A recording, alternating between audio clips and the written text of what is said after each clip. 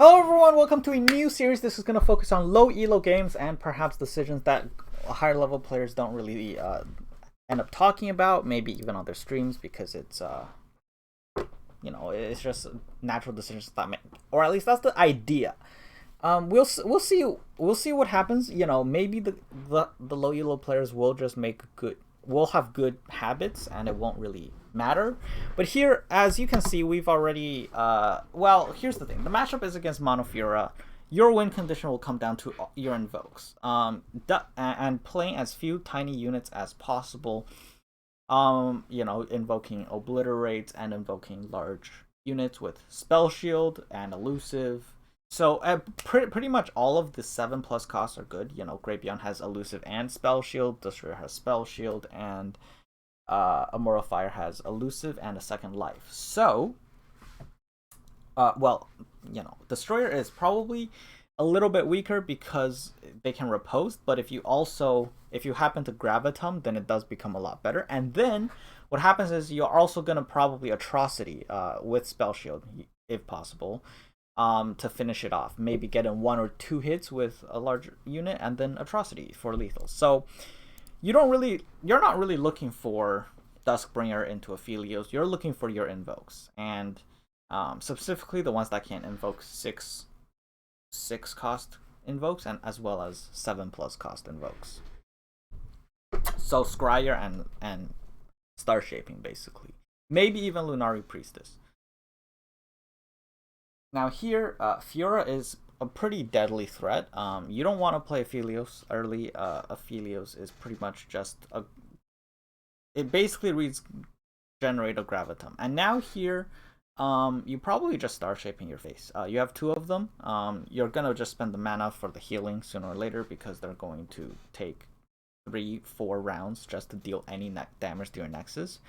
And for the healing to be relevant, just play Star Shaping, move on with your life. Okay, so now from here you can see that Mr. PrometheuX here plays the Lunari Priestess, which isn't really great. If we didn't play the Duskbringer, we could have just played Scryer here and only gave Fiora 1 stack, but it's whatever. So Destroyer here is the best one. You're not really looking for... Well, the invoke from the the Traveler is good, but you don't really want to put Fiora to 3 out of 4 so soon, especially since you don't even have any obliterates yet to actually kill the Fiora. Now, this is good. Temple, does something, and as you'll see, our opponent passes. I mean, what are they gonna do? Play single combat? Their deck is all combat tricks. So here, you just take the pass. You want as few combat phases as possible when dealing with Fiora. I mean that combat phase is the only place where they can play cards. So here, you can play Scryer to look for a Comet, or play only Star Shapings and then hope for something like Supernovas and Great Beyond, Immortal Fire, and stuff like that.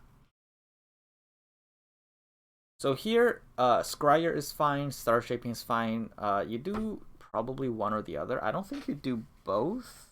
You could do both, but we should have played 1 Star Shaping sooner. So playing Aphelios or Duskbringer would be pretty bad. Or the Fangs. None of the invokes from the Fangs are useful.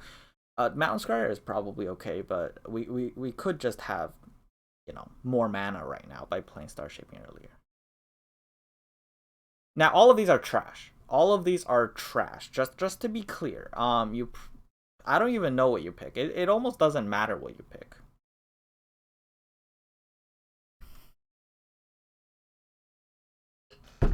So now we have essentially 3 out of 4. You assume that the Fiora kills the Mountain Scryer because it's going to. And so now you can't really play any units that are going to die. You really need an Obliterate now. And fortunately for Mr. Player here, he gets a Supernova, which he can play next round. Playing anything else would be trolling, as the Fiora is 3 out of 4. So you just pass and then play Supernova next round. And then try to work from there. Drawing Atrocity is very nice. Now you have a lot more leeway when going for lethals. So here, obviously, this goes without saying. And now, they do obviously play new fiora, which is fine. But here you should be looking to pretty much pass. You should, so that you have as much time as possible to go for lethal with your units. But you could so you could also go for Aphelios plus Gravitum, which wouldn't be bad. Which would it does mean that it gives them an extra 2 stacks, but it also gives you a bit more decisive win cost. Now here he thinks about playing the box, which you just assume you don't have the box. It's not useful. It's too much mana. If you play the Serpent, you probably you either pass or you play Aphelios and get Gravitum. Both are fine. I mean, now one is probably better than the other, to be clear, but I am trying to do less in-depth commentary, just a general idea here, so that you don't make terrible plays, trying to veer you on the right path. And in this case, both have valid ideas behind them. I do plan to make a special video where it's like generally how to improve, but that's gonna be later. So here you either play Immortal Fire plus Gravitum or you play Destroyer plus Gravitum. You're probably gonna want to play Gravitum either way. And if you do play Gravitum, Destroyer is better. Immortal Fire lets you feel okay about saving the Gravitum, but you pretty much want to either way. So I prefer Destroyer plus Gravitum because, well, if you're gonna stun it, you may as well not use the elusive. They do obviously run Sharp Sight, so it's kind of a pain in the ass if they have it, and because they have it, and you want to play around it either way. I prefer Destroyer. It's gonna have the spell shield, so they would have to pay 2 spells to even stop the attack. For example, Troll Chant plus Flash Freeze, which they don't want to do, because even Troll Chant plus Concerted Strike wouldn't work. They would actually have to play Troll Chant plus Standalone plus Concerted Strike, which they wouldn't have the mana for. And so here, Fiora is now at 2 out of 4, and with this Serpent on the board, it's essentially 3 out of 4, which is why you just don't play any more units. Now, this Atrocity would be trolling. That you have to save Atrocity for the face, and also you can use it to, well, counter Concerted Strikes and go face, and so it would be pretty terrible. So now you just play the Destroyer, and then next turn you Gravitum, and then slap them in the face, obviously, and then probably set up Atrocity thanks to your spell shield. And so you have a path to victory. It's possible for them to win here, but you don't, if it's just because it's going to be possible for them to win no matter what. So you want to play around the highest percentage of draws that you can, which in this case is just Gravitum, attack, and then C.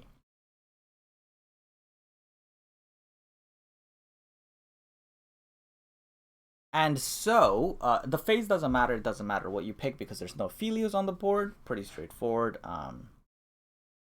Just click something, and then now you just attack, and then probably Atrocity. You don't really, they do. It's a 2 out of 4 Fiora. You don't really want to do anything. You have Atrocity, so you're not too afraid. Obviously, you don't play it right away. You wait until they do something and force you to play it. But well, actually, it depends how much mana they have. So here. He goes for this, which now means that our opponent can do what he does. I mean, because here's the thing. If they had an answer, there are fewer ways for them to answer Atrocity than there is for them to kill 2 units. So I really don't like this. Because here's what even could have happened, right? If they played, for example, let's say they played some Concerted on your first Destroyer, and say single combat on your Serpent, and then they used, I don't know, a second single combat or a Troll Chant or a flash freeze to destroy the spell shield. You can play a box, and the box could hit nothing, but it triggers the temple, so that Concerted no longer kills your destroyer. So that makes it a lot harder for them to actually kill your destroyer. So you have the temple trigger, so that Concerted doesn't kill your destroyer even if they break the spell shield. Worst case scenario, they break the spell shield and frostbite it, which, you know, isn't really the end of the world. It's still gonna have 8 health. They're still gonna have to use a combat trick. You know, you can still, if they have the, okay, sorry about that. Sorry about that too. Okay, let me just, apparently it has autoplay. It has autoplay. So, okay. Anyways, my point was, if they have the perfect answers, you're still gonna be able to play the Lunari Priestess and the second Destroyer and pray. You don't want to be doing that unless you're forced to, because it opens more outs for your opponent. That's what I really want to get across here. But again, our gold player here actually played pretty well overall. I didn't really spot obvious or terrible plays, as you might expect from gold players. It was solid play. I mean, he's got a good head on his shoulders. He understands the game decently well. I mean, I think he could, with time and maybe a bit of help, he could easily, or maybe maybe he's a diamond player that hasn't played in a while, but he could easily hit at least diamond masters. Maybe with a bit of help if he needs it. I don't know, but overall he played well. Better than I was hoping for more mistakes for me to call out, because that's kind of the point of the video, so I could point it out and teach the low elo players, but you guys are playing well. So I am open to submissions. If you guys want to submit, the YouTube format is the best. If you can submit it through Mr. Manitas if you're also in the Portuguese community, or you can send it to me in the comments below. Thank you for watching, and I hope you guys enjoyed the series. I don't know what you guys think of this video. If you guys don't like it, I can stop with the series. Just let me know, and see you guys tomorrow, I guess.